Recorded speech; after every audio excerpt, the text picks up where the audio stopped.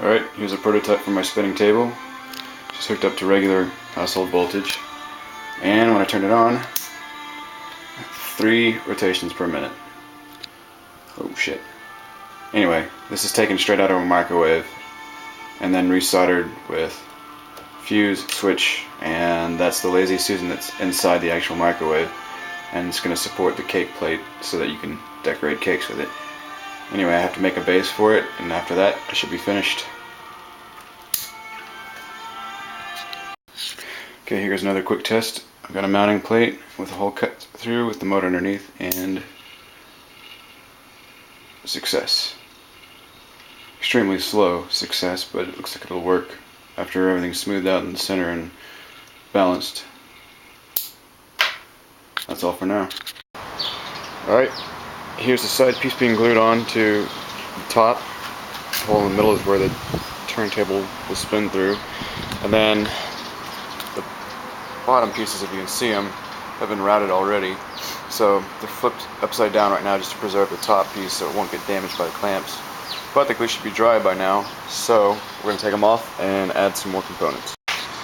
Alright, now everything's been coated with one layer of epoxy. You can see down towards the edge here. A little bit of build up so it can be smoothed back down. And of course all this will be painted so you won't see any of the different colors, but I'll have to dry for about 3 or 4 hours. So the epoxy is finally dried. I took a 60 and a 220 grit sandpaper to it with an orbital sander. This is the first coat of paint. It's just a latex enamel. It should be glossy white by the 3rd coat, and after that I'm going to use some steel wool to hopefully smooth it out some if the wind doesn't screw up my paint job. And that's that. Okay, this is the final test. Everything is put together, it's wired up and ready to go. And it sticks a little bit. I think this is because the paint is still a bit tacky, even though I've gone over with some steel wool, but it still gets the job done. And with whatever you can put on it,